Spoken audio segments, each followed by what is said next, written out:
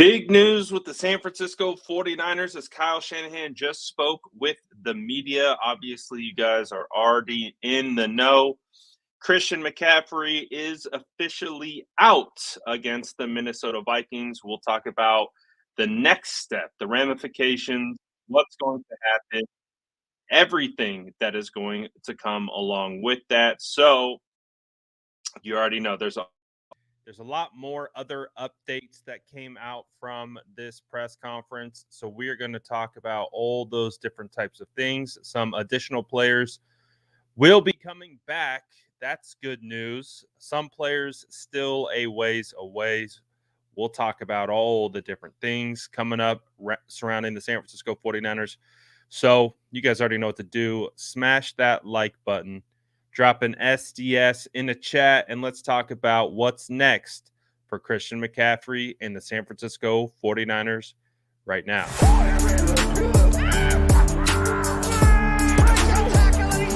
Smash that like button if you haven't already. Love to see it.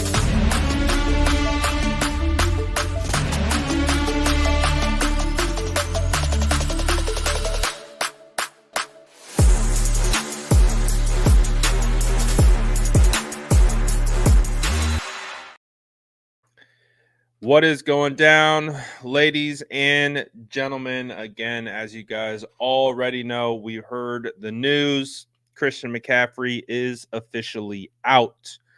And unfortunately, it doesn't sound like that's the end of it. It sounds like the 49ers are seriously considering putting Christian McCaffrey on injured reserve. And to be honest, after seeing some of the clips come out yesterday of practice, Christian McCaffrey did not look good. And then on top of that, you also had Kyle Shanahan confirming that yesterday was his worst day and discussing how the pain had really ramped up. Again, when you watched CMC in some of those practice clips, wasn't exploding. He wasn't really running up onto his he wasn't really getting up onto his toes. Just not normal Christian McCaffrey behavior in yesterday's practice. So definitely put us on high alert. Obviously, as we continue to follow the trends, as we typically do, you had John Lynch go on KNBR and say that, Christian McCaffrey going on injured reserve was indeed an option after Kyle Shanahan kind of shot down that being the case earlier in the week.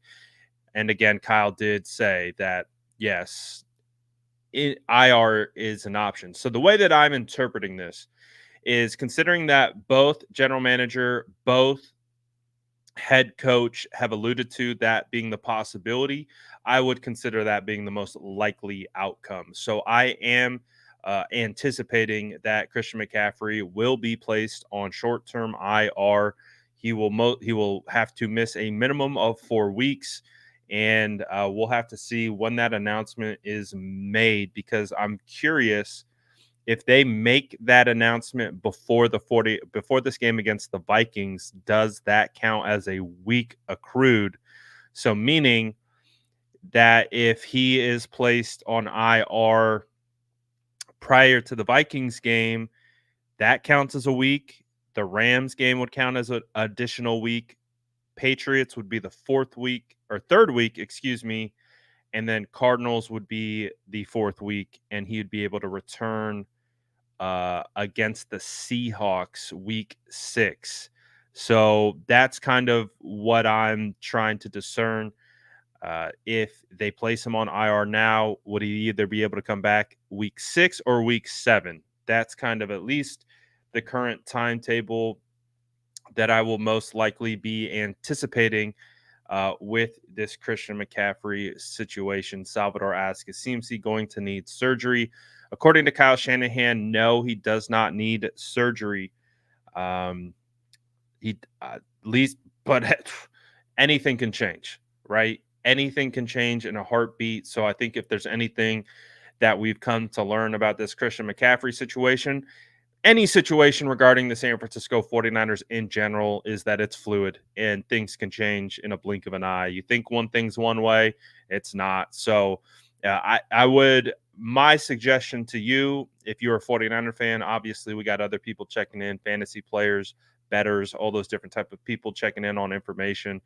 Um, the biggest thing with the San Francisco 49ers is they handle things very fluidly.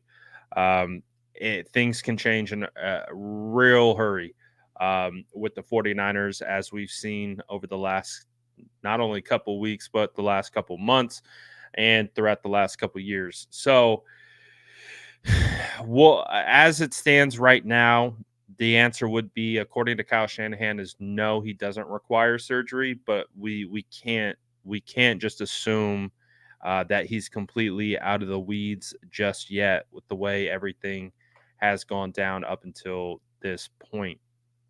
So, unfortunate news for Christian McCaffrey. Just it really, really stinks, man. I know Christian McCaffrey was really wanting to get back and compete with his teammates, especially after all of this stuff that has been going down. Just felt like the 49ers and CMC were hopefully going to be moving in the right direction. But unfortunately, it feels like we're going the opposite way. So, my thing with Christian McCaffrey is just to ensure his overall health for the long term. I think that's the only way that you can approach this situation with CMC. If you want to look at the silver lining of it, it's early on in the season. So the hope is that you can get ahead of it. You can start doing the proper treatment, get him off his feet, allow it to rest, ensure there's no minor tears or anything like that, uh, and all that good stuff. Hold on, we got some news coming out with Christian McCaffrey right now. According to Tom Palacero from the NFL, we have looked. This is from the NFL. Let me just read it. So this is where it starts. We have looked into the 49ers reporting of the playing status of Christian McCaffrey for the team's Monday night game against the New York Jets. We found no evidence of a violation of the league's injury report policy in this matter. I mean, to be fair, I didn't think there was any real violation because, as we've discussed, players get hurt before the game. We've seen players get hurt in warmups.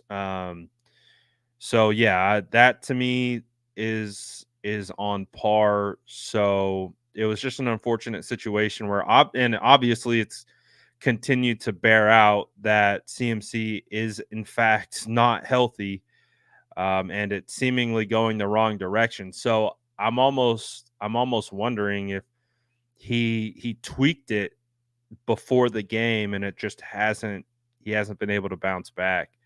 Uh, just just an unfortunate scenario all the way around, but at least the 49ers won't have to deal with any ramifications from the league. No fines, no suspensions, anything like that.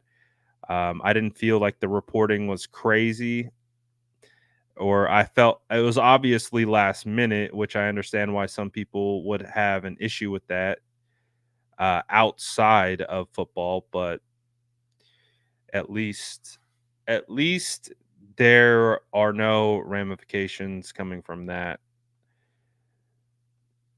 So that's good. So the 49ers, they won't be penalized for reporting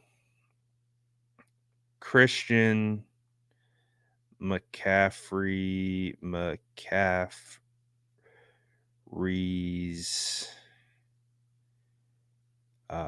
inactive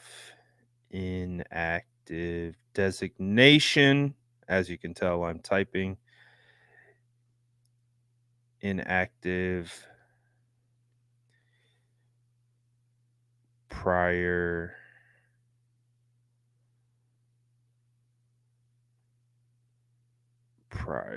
to Jets game on Monday Night Football per the league. All right, well, at least the 49ers didn't get in trouble.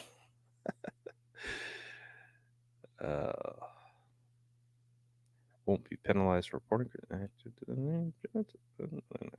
Okay. So I think now what the next step in this is who are the 49ers bringing in? Because the 49ers don't have enough depth right now at running back. They need to get someone in here. So who should they consider as it stands right now? Christian McCaffrey has officially been ruled out. And as a result, you have Jordan Mason, Isaac Guerendo, and Patrick Taylor. Those are the 3 available running backs that you have. Obviously, we know Deebo Samuel can be used as a rusher in these scenarios. So he can also be, I guess, an emergency running back as well. But I do think the 49ers need to start looking around and seeing what available free agents are out there. I think the first name that comes to mind is Matt Breida because he was with the San Francisco 49ers throughout training camp. And they need someone. They need someone. I mean, I wouldn't mind it. So basically, Frank Gore Jr. is on the Bills practice squad. The San Francisco 49ers would have the ability to sign Frank Gore Jr. to the active roster. So they could do that. He's on the practice squad right now. And the 49ers, if they really wanted to,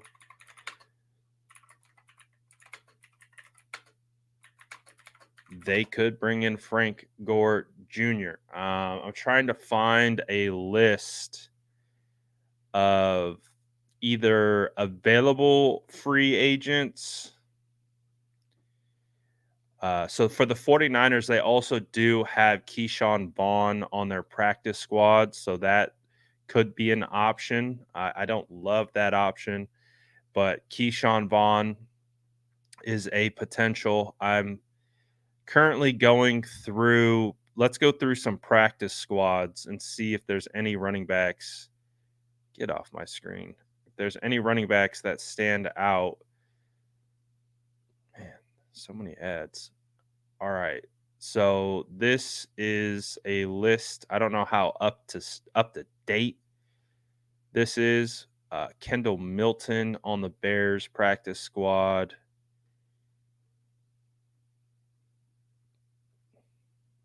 Dude, go away.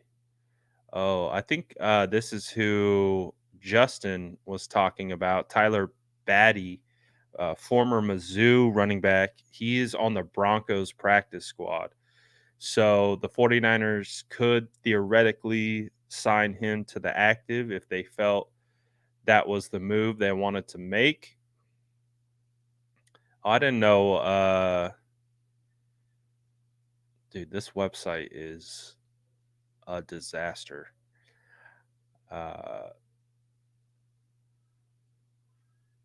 Let's see what other running backs are on the practice squads. DJ Williams is on the Buccaneers practice squad. Oh, this would be an interesting one. Running back Michael Carter. Michael Carter was a former second-round draft pick.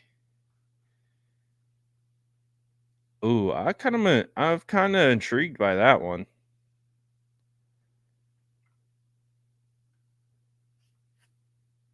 He was originally drafted by the Jets. He kind of flamed out with them.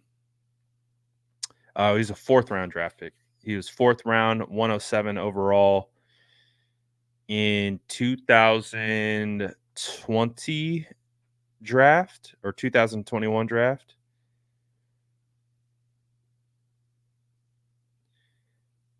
In his NFL career, he's had over 1,200 rushing yards, averaging 4.2 yards a carry, 7 rushing touchdowns, 101 receptions, 700 receiving yards, and a touchdown. So far right now, I would say that Michael Carter would pique my interest, and you'd be able to snatch him off the Cardinals practice squad.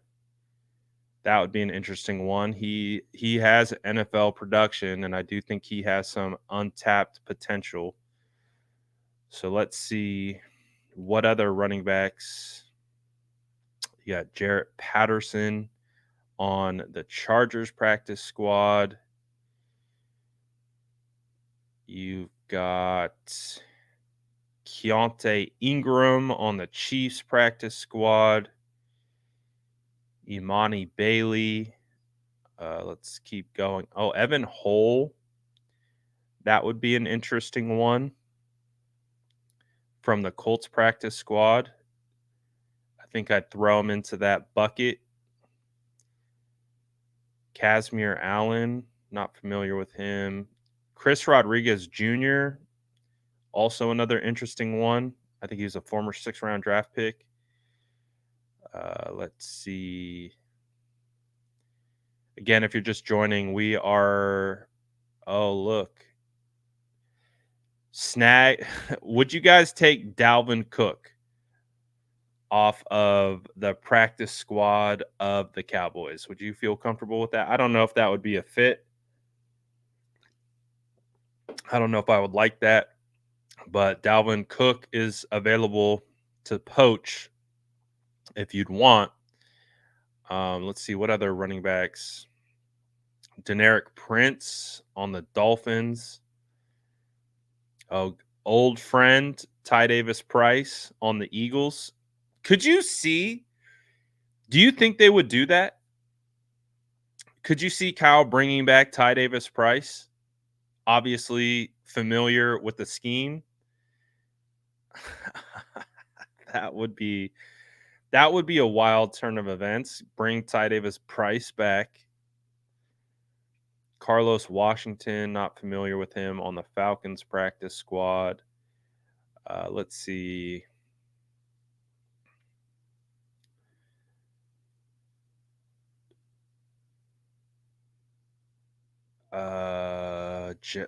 Jalen Jackson, not familiar with him. Let's keep it rolling.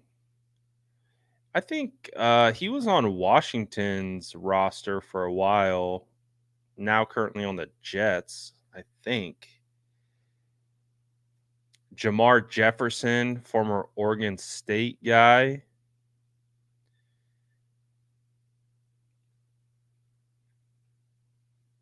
Never heard of Ellis Merriweather before, or Andrew Beck, or Christopher Brooks. Let's see, what other running backs could we potentially poach? Dylan Johnson. Terrell Jennings on the Patriots. Kevin Harris, that would be an interesting one. He's gotten some NFL action. Sincere McCormick, I think he was South Dakota State running back. Actually, pretty prolific running back at South Dakota State. Chris Collier, not familiar. John Kelly. Let's see. Not familiar with Jacob. Anyone we could poach from Seahawks? George Halani. Jonathan Ward with the Steelers. Aaron Shamplin, never heard of him. Let's see what else. We're getting to the bottom of the list. Jabari Small, Miles Gaskin.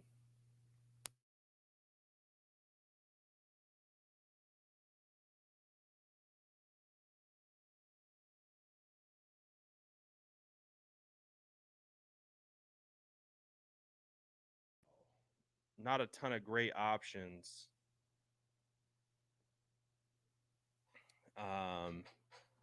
I don't know. I kind of like the Michael Carter one. I would be curious about that one.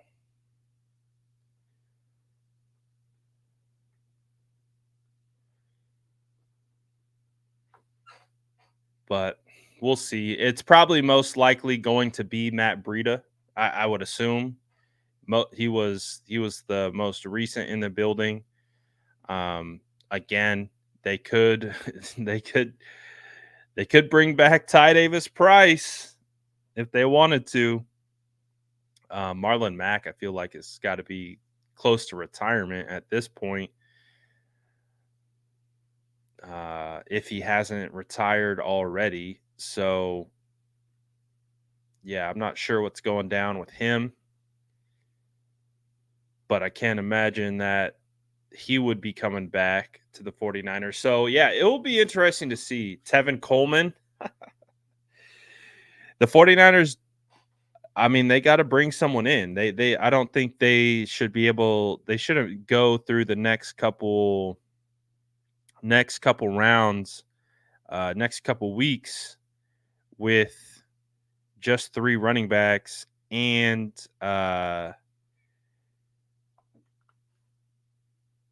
Debo as wide back. I don't mind Debo in the wide back position, but I also like wide back Debo in a handful of snaps. That's about it.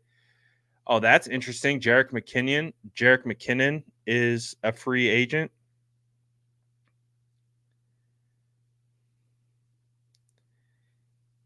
He's got beef with the 49er fan base though. I mean, obviously I don't think that would be a determination of his of his decision, because if he's going to ball, he's going to ball it. It's whatever. But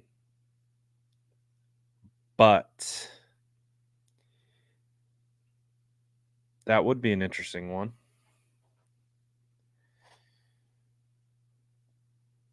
He doesn't like 49er fans very much because again, he's one of those players that suffered injury. And again, 49er fans, not all of them, but there's a good amount that are very, very just flat out mean when it comes to players getting hurt, to the point where they'll DM them terrible things.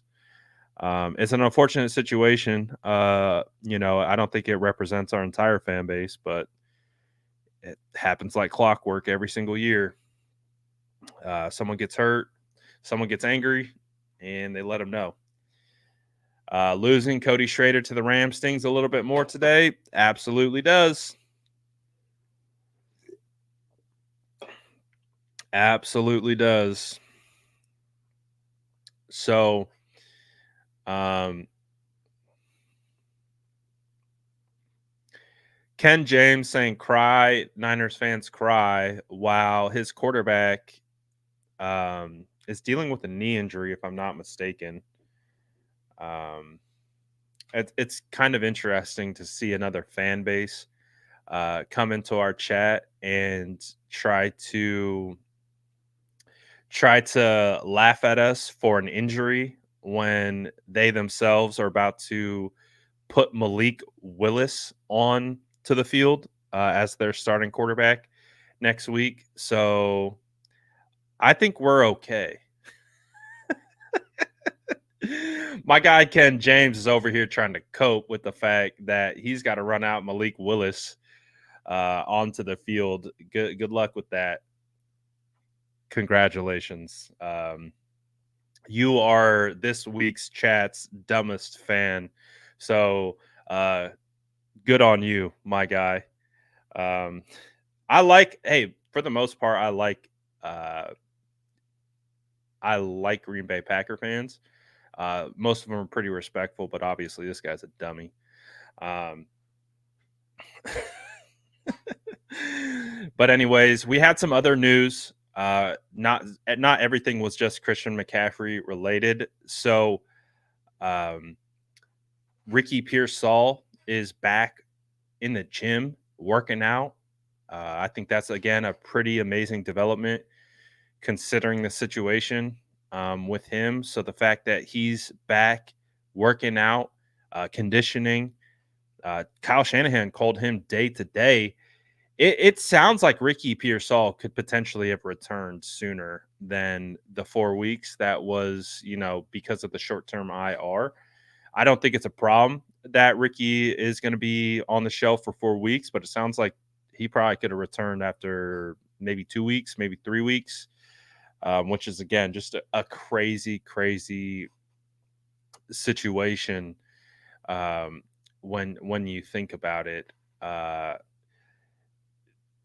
So good for Ricky, man. Happy to see that he's getting back into the gym. Sounds like he's doing well, and yeah,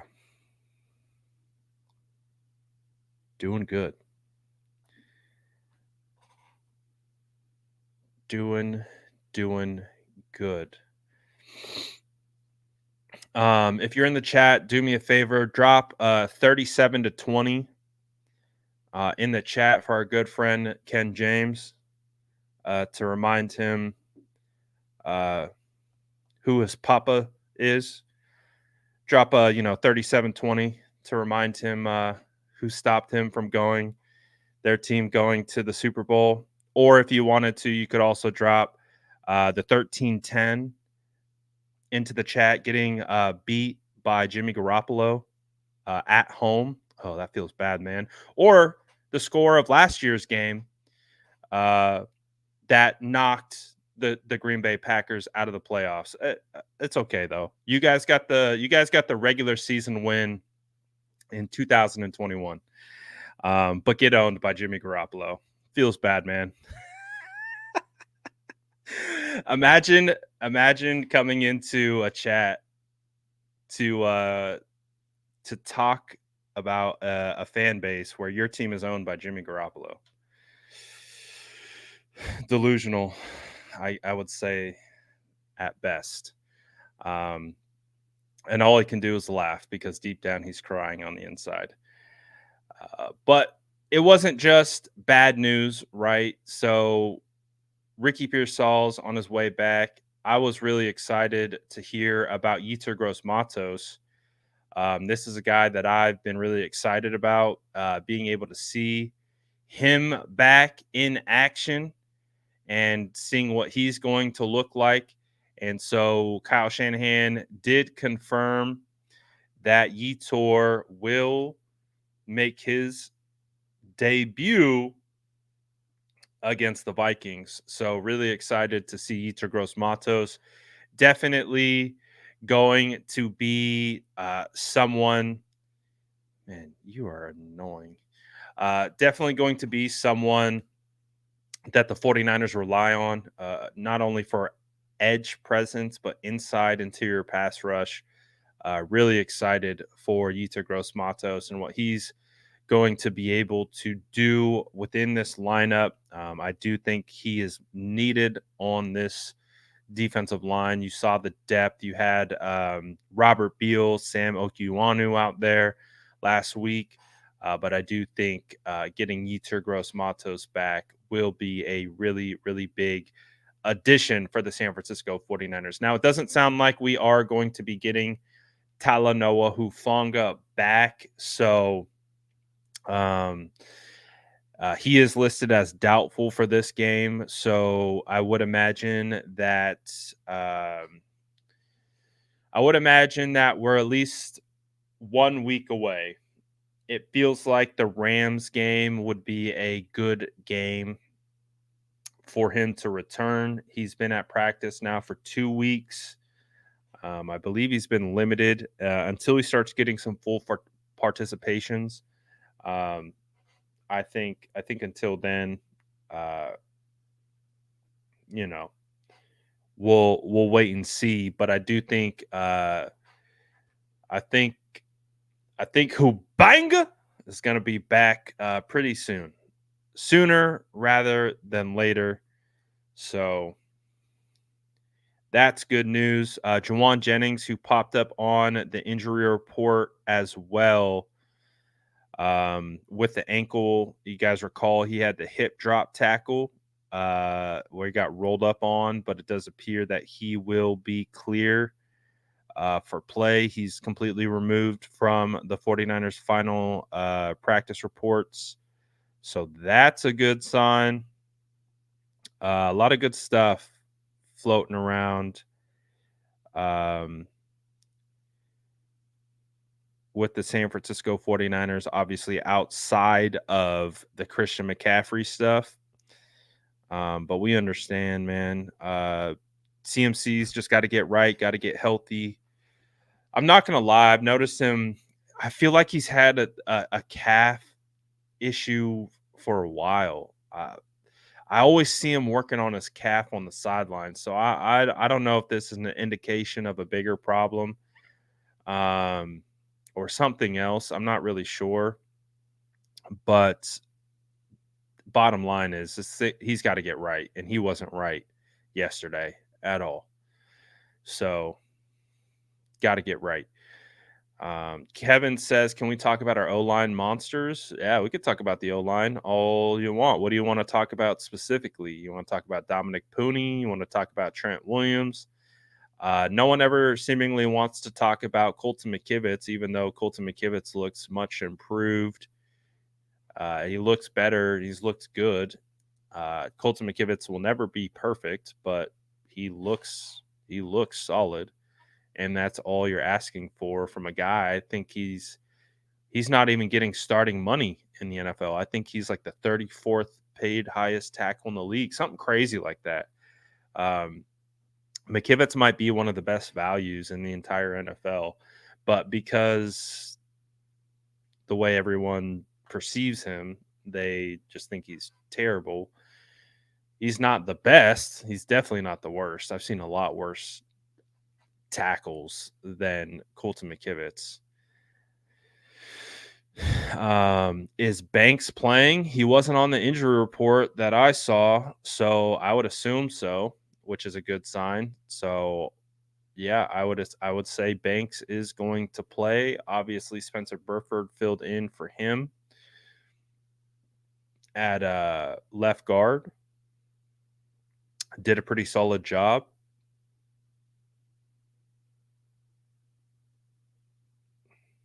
Well, yes, we know Brock is the best value in the NFL.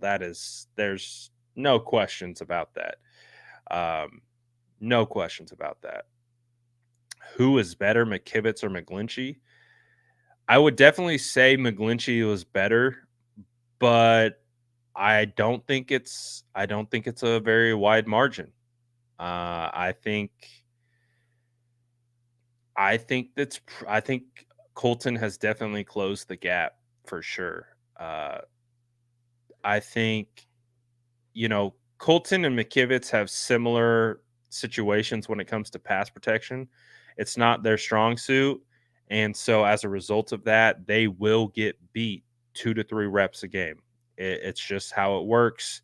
It's like being a cornerback. You can be elite cornerback and you can give up 3 to 4 catches a game. Doesn't mean you're a bad cornerback. It's just a part of the process. So for guys like Colton McKivitz and McGlinchey, they're not elite pass blockers, so they are going to give up 2 to 3 pressures a game, potential sack. It's just how it works. But the other reps are typically clean. There's just a couple that they get hung up on. But I will say McKivitz has improved so far, and he actually looked pretty solid in that game against the Jets. All things considered, wasn't perfect. I think he had a penalty. I thought the penalty on McKivitz was super ticky tack. I thought that was.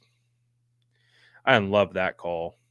I can understand in one, in one sense why, but in another, I was like, yeah, that's too ticky tack for me. Too much ticky tack. Let these guys play, man. And if you're going to call holding penalties, then you need to reduce the yardage of holding. I think holds being a 10-yard penalty is ridiculous. If you want to call holding penalties, I get it, but there's holding on every play. So to have a penalty that's associated with a 10-yard loss, but there's holding on every play, it's like, come on, man, reduce the yardage of the penalty of holding calls, because holding calls just completely derail drives.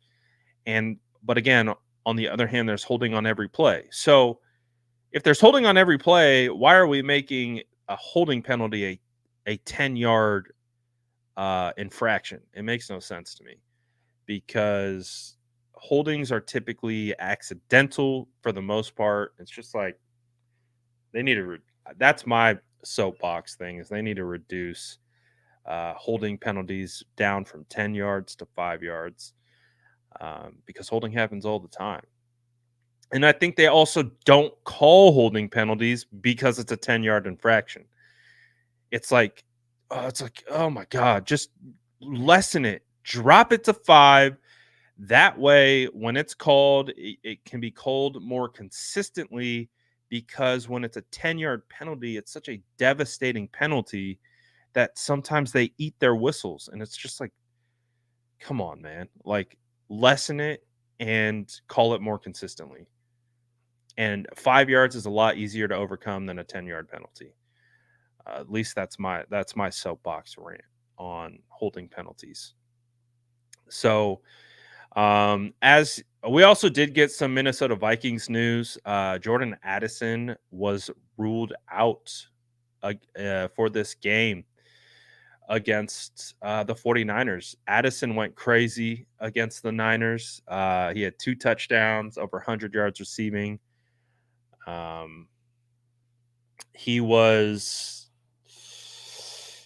pretty solid. He made the 49ers pay for sure when it came to last year's performance. So he will be out. Obviously, Justin Jefferson was out that game. Now Justin Jefferson's back. Now Jordan Addison is out. No TJ Hawkinson for that game either. Oliver will be in. I like Oliver. Naylor will be in too, as the wide receiver 2. He's pretty decent. He had a really big training camp and preseason for the Vikings.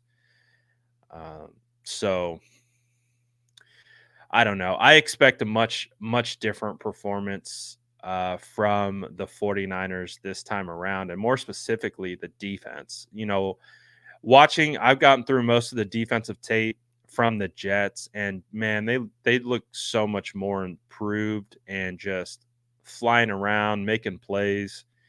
I think the Jets didn't do themselves any favors in a lot of instances, but I also do believe that the 49ers defense looks much improved. You got to clean up that.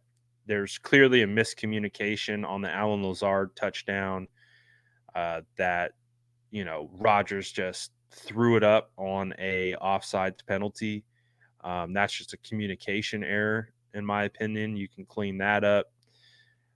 But other than that, there's a lot of other good things in that game.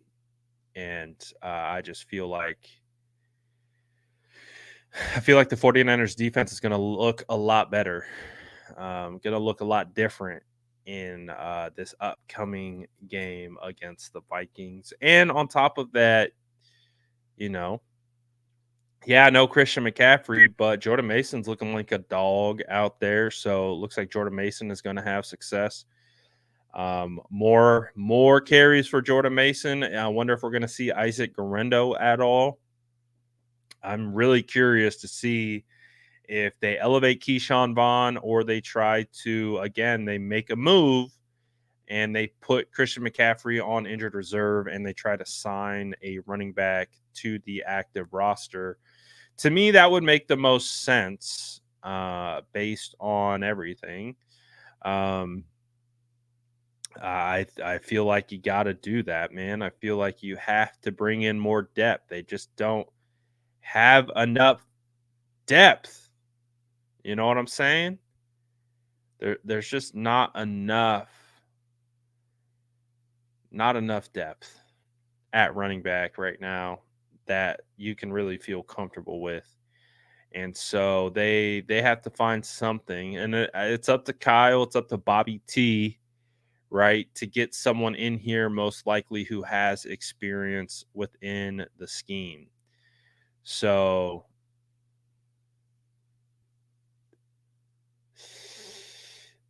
that's why I'm like, could they bring back TDP? I feel like they might. I don't feel like that. I'm not saying they're going to. I'm just saying like, all things considered, of you thinking about guys who already know your scheme, right? Breida is the obvious one. Breida's the obvious one. He should be available. You could bring him back relatively easy. But they got Ty Davis Price, their former third round draft pick. They could be like, you know what? Let's see if we can have a redemption. Oh, Adrian Peterson, might as well bring back Le'Veon Bell. Let's see if Frank Gore. Should we call Frank Gore up? What if Frank Gore is on the phone? Frank Gore's in the building, right? Like, Frank Gore works for the 49ers. He is employed by the 49ers in their front office. What if Frank Gore's like, guys, I'm in great shape right now? I could totally see Frank Gore angling for, like, guys, you need a running back? I know we're talking about Frank Gore Jr. I'm talking about Frank Gore. I guarantee you Frank Gore is in that building like, I'm in the best shape of my life. He's like, come on, I'm right here. Let's go for a workout. Like, you see me work out right now. I'll go out to that field. I'll go work out. I can tote the rock. I can run it between the tackles. Could you imagine? The 40 breaking news. The San Francisco 49ers have signed Frank Gore. Oh, I guarantee you Frank is campaigning right now. He's campaigning. He's like, guys, I can do it. I can do it in a pinch. I can do it. Either sign me or sign my son. That would be so wild, though. That would be crazy. Invader says, I think they like Keyshawn Vaughn. Keyshawn Vaughn has some upside. You know, he does. He's not going to be a great back out the gates or anything like that, but he does have upside. So they could go that route. He was a late add into training camp, so he's been working. He knows the system. He's been with the team. Those, to me, feel like the most likely outcomes is grabbing someone who's been on the team recently, who knows the scheme, doesn't have to have any type of acclimation process, because we do know that exists. It's not plug and play like Madden. You have to have guys who know your scheme, who feel comfortable in protections. It feels like they can be leaned on and trusted on. So I think that's some of the key elements of it all, you know? So, but yeah, they need to make a move. They need to add someone. They need more running backs. They don't have enough depth at all. Garendo's teammate, Jawar Jordan, the Texans cut him. That's interesting. He was like a 7th-round draft pick, if I'm not mistaken. I think he was a late pick or UDFA. I remember you were talking about him.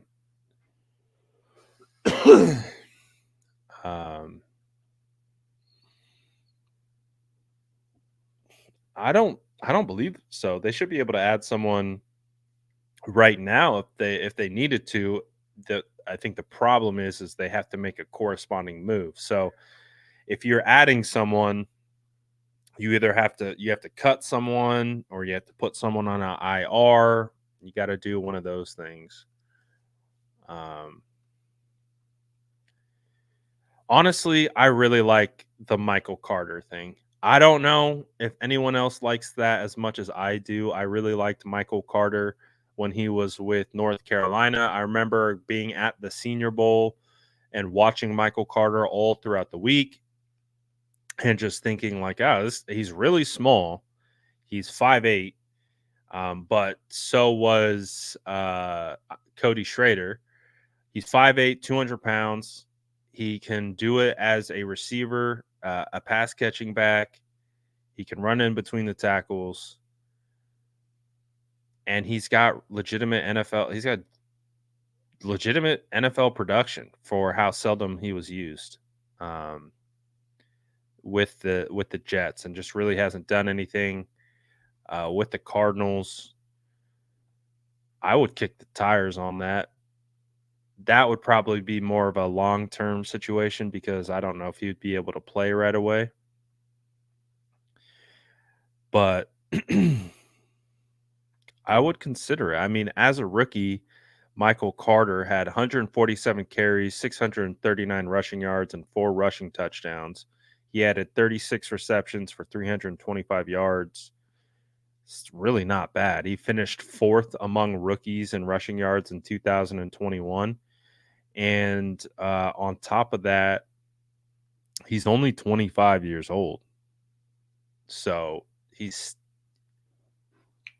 still only 25. Kareem Hunt was a former draft crush of mine. So even though he's done some stupid things off the field that I don't at all endorse, I do think he's a good running back. And he was. I remember my first time watching Kareem Hunt. Some random bowl game, Toledo versus someone else, and I'm just watching. I'm like, who's this running back? This guy's freaking good. Turned out to be Kareem Hunt, and he would have had a much better career if he didn't have a very public knucklehead moment off the field. So I want to pose this one to you guys. I think this makes sense. I think Miami needs a quarterback. And this is an interesting. So you're saying Dobbs for Mostert. So when Tua went down, the first thing I thought of, someone said it on in my comment section. They're like, well, what if we trade Dobbs? And I'm like, that's actually a really good idea because Dobbs right now is the 49ers' third quarterback. They like Brandon Allen apparently more than Dobbs. So you could take Dobbs. You could flip him to Miami. Obviously, very similar schemes. Right? Mostert's hurt. Shows you how much I'm following up on Mostert. But you could still flip Dobbs to Miami, and I don't know if you would take Jeff Wilson back. Probably not. I would assume not. But I don't know. It'd be interesting to see if you could get something from from Miami by potentially trading Dobbs over there. I like Dobbs. I would ultimately prefer to keep Dobbs, but if you could get a player in return that can actually benefit you this season and help out, again, Dobbs is only playing if an injury occurs. So if you can get a player that can actually help you in return for Dobbs, I would consider it, especially if you're truthful in your belief that you like Brandon Allen better than Dobbs, then having three quarterbacks is a luxury. They also have, Tanner Mordecai on the practice squad, so they still have a third quarterback in the system that they could potentially rely on. So yeah, I don't know, but I think they gotta add someone. I'm not. I'm not a fan of going into this game with three active running backs. Again, they can elevate Keyshawn Vaughn, and of course, Debo Samuel could play wide back. So they have options. But if I'm of the mindset that Christian McCaffrey will be heading to IR, and if he heads to IR, I do think they should add another running back to be active. So we'll see. Trey Lance to the Dolphins. Huh. That would be interesting. Mike McDaniels knows Trey Lance very well. That would be very interesting. I think we should get Jerick McKinnon or Matt Breida. I think Matt Breida makes the most sense, the most logical sense, because he's available and he's been with the 49ers this year, so they know him and they know him well. So Matt Breida makes most logical sense. Jerick McKinnon would be an interesting one. I know Jerick McKinnon is loved by his teammates. Might not be loved by the fan base, but loved by his teammates. So I think he could make that decision. I don't think he would make the decision to return based on if the fans like him or not. If I'm being truthfully honest, I don't think he cares. I think he would prefer having a job and a paycheck over playing for a team that might not love him all that much. So Jerick could consider. He could.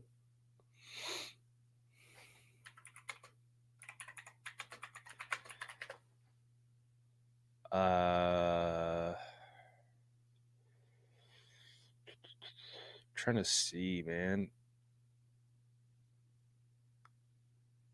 I want this year available. Okay, I think I found a better source of available running backs. So, well, they do have Marlon Mack listed as an available running back. Eno Benjamin. That's an interesting one. Eno Benjamin. You remember Lynn Bowden? Latavius Murray, if you want to get an old guy. Kareem Hunt, another old guy. Damian Harris has had some production.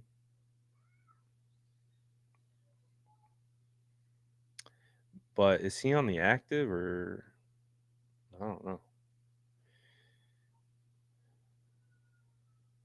Oh, he's retired.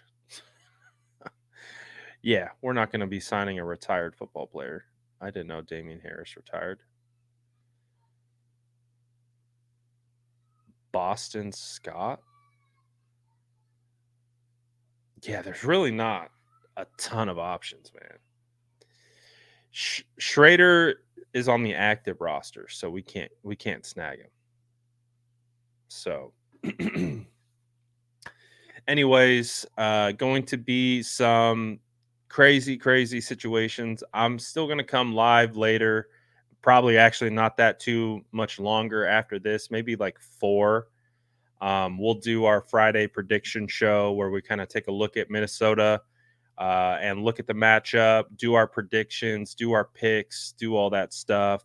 I'll show you my heartbreaker, absolute heartbreaker of a loss, my sleeper picks from last week. Obviously, the Christian McCaffrey threw off probably a lot of our picks and fantasy and all that good stuff. So I'll probably be back around 4, and we'll do our standard Friday kind of prediction show, and we'll look at the matchup and we'll make our picks. We'll do all that good stuff. Save your predictions for our later show, and appreciate you guys always tapping in. Smash that like button on your way out. I'm out of here for now. I'll see you in a little bit. Peace.